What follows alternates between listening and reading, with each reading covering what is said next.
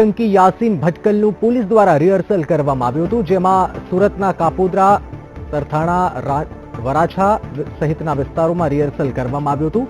ભટકલ દ્વારા સુરતમાં 29 જગ્યાએ બોમ્બ પ્લાન્ટ કરવામાં આવ્યા હતા. સુરત ઉપરાંત અમદાવાદમાં પણ યાસીન ભટકલ દ્વારા બોમ્બ પ્લાન્ટ કરવામાં આવ્યા હતા.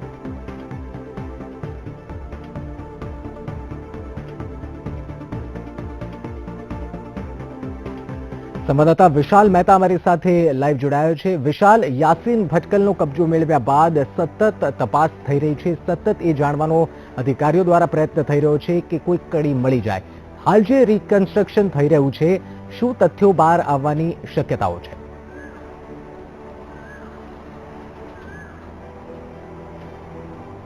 જે રીતે એક પછી એક ધીરે ધીરે ભેદ ઉકેલાઈ રહ્યા છે, જેમાં પહેલા તો અમદાવાદની અંદર જે સિરિયલ બોમ્બ બ્લાસ્ટ કરવામાં આવ્યા તેની અંદર યાસીન ભટકલ અને તેની સાથે જોડાયેલા અસદુલ્લા અખ્તર ઉર્ફે હડ્ડી તેની તપાસ કરવામાં આવી અને અલગ અલગ સ્થળ પર જે પ્રમાણે બોમ્બ બ્લાસ્ટ કરવામાં આવ્યા હતા તે પ્રમાણે તેમના રિમાન્ડ લઈ અને ત્યારબાદ સુરતની અંદર જે બોમ્બ પ્લાન્ટ કરવામાં આવ્યા હતા તેની અંદર અત્યારે સુરત ક્રાઇમ બ્રાન્ચે તેનો હવાલો લીધો છે.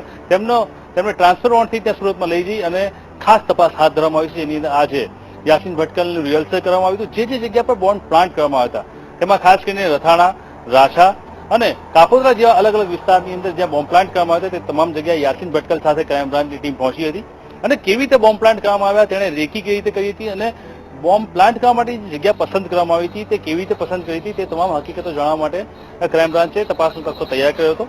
આ સવારથી જ ક્રાઇમ બ્રાન્ચ તેને લઈને સુરતના અલગ અલગ વિસ્તારમાં ફરી રહી છે.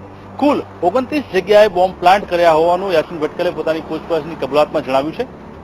જે પ્રમાણે તેણે કબૂલાત કરી છે કે 29 જગ્યાએ તેણે બોમ્બ પ્લાન્ટ કર્યા હતા અને મહત્વની વાત છે કે તેણે ટાઈમર બોમ્બ સિસ્ટમથી આ બોમ્બ પ્લાન્ટ કરવામાં આવ્યા હતા. એટલે કે જે અમદાવાદમાં અંદર જે સિસ્ટમ તેણે વાપરી હતી એ સિસ્ટમથી અલગ સિસ્ટમ તેણે સુરતની અંદર અપનાવી હતી. અને પૂછપરછમાં એ પણ હકીકત બહાર આવી છે કે સુરત અને અમદાવાદ સિવાય પણ બરોડા અને અન્ય એક શહેરની અંદર બોમ્બ બ્લાસ્ટ કરવાનો હતો, તેનું પણ તે લોકોએ સમગ્ર તૈયારી કરીને રાખી હતી. પરંતુ જે રીતે સુરતમાં તે લોકો નિષ્ફળ ગયા ત્યારબાદ અચાનક જ તે સ્કીમ તેમણે બદલી કાઢી હતી અને ત્યારબાદ તમામ ફોકસ એ લોકોએ સુરત ઉપર કર્યું હતું. જે રીતે સુરતમાં બોમ્બમાં નિષ્ફળ ગયા તે લોકોને તે બાબતે ખૂબ જ દુઃખી થયા હતા તે લોકો અને ક્યાંક ને ક્યાંક એ લોકો આજે પણ ગુજરાત અને ભારતની અંદર અલગ અલગ શહેરોની અંદર ક્યાંક ને ક્યાંક તે લોકો બોમ્બ પ્લાન્ટ કરી અને મોટા વિસ્ફોટ રચવાની જો કોશિશ કરતા હોય તેવું અત્યારે હાલમાં એજન્સી માની રહી છે. અને એટલા માટે જ યાસીન ભટકલ અને તેની સાથે જોડાયેલા સાગરીતોને પકડી અને વધુ તપાસની કાર્યવાહી હાથ ધરી છે. ખાસ કરીને બ્રિજ ઉપર જે પ્રમાણે બોમ્બ બ્લાસ્ટ કરવામાં આવ્યા હતા, બોમ્બ પ્લાન્ટ કર્યા હતા, તે તમામ જગ્યાઓ એક વાત ચોક્કસ જોવામાં આવી છે કે જે જગ્યાએ બોમ્બ પ્લાન્ટ કરવામાં હતા તમામ જગ્યાએ ક્યાંક ને ક્યાંક હોર્ડિંગ્સ લાગેલા હતા. એટલે કે અલગ અલગ લોકોના હોર્ડિંગ્સની પાછળની બાજુએ બોમ્બ પ્લાન્ટ કર્યો, જેનાથી કોઈને પણ શંકા ન જાય અને કોઈના ધ્યાન પણ આ વિસ્ફોટક પદાર્થ છે તે કોઈની ધ્યાન પર ના આવે. અને આ વાતનો ફાયદો ઉઠાવી અને બોમ્બ બ્લાસ્ટ કરવાનો તેમણે પૂરેપૂરો ઈરાદો કર્યો હતો. પરંતુ ટાઈમરની સેટિંગમાં ક્યાંક ને ક્યાંક મિસ્ટેક થતા, તેના જે મિકેનિઝમમાં મિસ્ટેક થતા તમામ બોમ્બ બ્લાસ્ટ ન થયા હતા. જો કદાચ આ બોમ્બ બ્લાસ્ટ થાત તો 5000થી વધારે લોકો મરત તેવી શક્યતાઓ સેવાઈ રહી હતી. જે રીતે યાસીન ભટકલનું ક્રાઇમ બ્રાન્ચે સ્ટેટમેન્ટ આપ્યું છે, ક્રાઇમ બ્રાન્ચના સ્ટેટમેન્ટમાં તેને જણાવ્યું છે કે જો ખરેખર 29 જગ્યાએ બોમ્બ બ્લાસ્ટ થયા હોત તો આજે 5000 કરતા વધારે લોકો સુરતમાં મરી ગયા હોત અને એક મોટી તારાજી સર્જાઈ હોત, એક મોટો માનવ સમાજ સર્જાયો હોત, જેને ક્યાંક ને ક્યાંક ટેકનિકલ મિસ્ટેકના કારણે આ બચી ગયું છે. પરંતુ અત્યારે સુરત ક્રાઇમ બ્રાન્ચ કોશિશ કરી રહી છે કે કેવી રીતે યાસીન ભટકલ સાથે જોડાયેલી કડીઓ છે તે મેળવવામાં આવે. લોજિસ્ટિક સપોર્ટ તેને કેવી રીતે મળ્યો હતો, તે સુરતમાં ક્યાં રોકાયો હતો.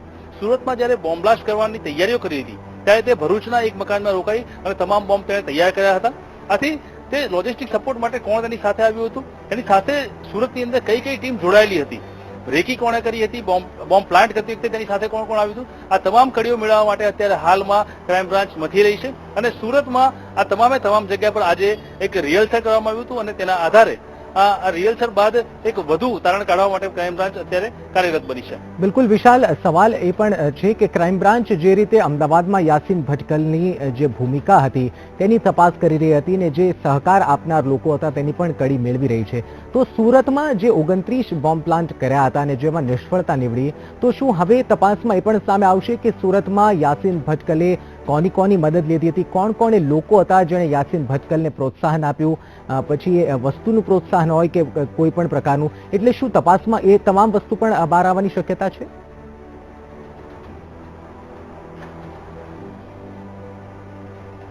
ચોક્કસથી જે રીતે સમગ્ર જગ્યાએ 29 જગ્યા છે ત્યાં બોમ્બ પ્લાન્ટ કરવા કોઈ નાની સૂની બાબત નથી. જે રીતે 29 જગ્યાએ બોમ્બ પ્લાન્ટ કરવામાં આવ્યા હતા તમામ જગ્યાએ ખાસ મહત્વની જે મોડસ ઓપરેન્ડી છે, જે મેં તમને જણાવ્યું કે હોર્ડિંગ્સની પાછળની બાજુએ બોમ્બ પ્લાન્ટ કરવામાં આવ્યા હતા. એટલે ચોક્કસથી ત્યાંના કોઈ ફેરિયાઓ અથવા તો હોર્ડિંગ્સ લગાવવાવાળા નાના મોટા હોર્ડિંગ્સ લગાવતા હોય તે તમામ લોકોનો સંપર્ક ક્યાંક ને ક્યાંક કરવામાં આવ્યો હશે.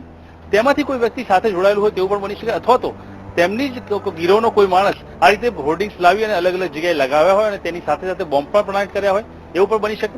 આથી તેની સાથે કોણ કોણ જોડાયેલું છે, સ્લીપર સેલના કેટલા માણસો છે, સુરતના કયા કયા વિસ્તારની અંદર આ ટાર્ગેટ કરવામાં આવ્યું હતું, કયા સમયની અંદર આ બોમ્બ પ્લાન્ટ કરવામાં આવ્યા હતા અને બોમ્બ પ્લાન્ટ કર્યા પછી ટાઈમરનું જે સેટિંગ કરવામાં આવ્યું હતું તે ટાઈમરનું સેટિંગ કેવી રીતે કરવામાં આવ્યું હતું, આ તમામ હકીકતો જાણવા માટે પોલીસ અત્યારે પ્રયાસ કરી રહી છે.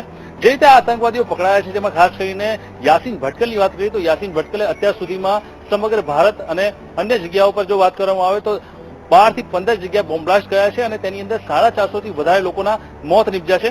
એટલે મહત્વની વાત છે કે યાસીન ભટકલ એક આતંકવાદીઓમાં ખતરનાક પાસું ગણી શકાય, એટલે કે મહત્વનો મેન કોન્સ્પિરેટર ગણી શકાય, જે અલગ અલગ જગ્યાએ બોમ્બ બ્લાસ્ટને અંજામ આપતો ફરે છે.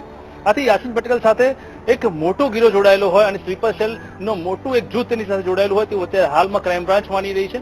અને એટલા માટે જ સુરતની અંદર જે જગ્યાએ તેને લોજિસ્ટિક સપોર્ટ અને અન્ય સપોર્ટ મળી રહ્યો છે અથવા તો તે સમયે જે લોકોએ સપોર્ટ કર્યો હતો આ તમામ લોકોને પકડવા માટે અત્યારે ક્રાઇમ બ્રાન્ચે કવાયત હાથ ધરી છે અને બની શકે છે કે આવનારા સમયમાં આ રિહર્સલ બાદ કંઈક વધારે મુદ્દાઓ અને વધારે તારણો બહાર આવે અને ક્રાઇમ બ્રાન્ચ તેના પરથી વધારે લોકોની ધરપકડ કરે અને નવા ઘટસ્ફોટ થાય તેવી શક્યતાઓ વર્તાઈ રહી છે. બિલકુલ વિશાલ, અપડેટ મેળવીશું આપની પાસેથી. ધન્યવાદ અમારી સાથે જોડાવા બદલ.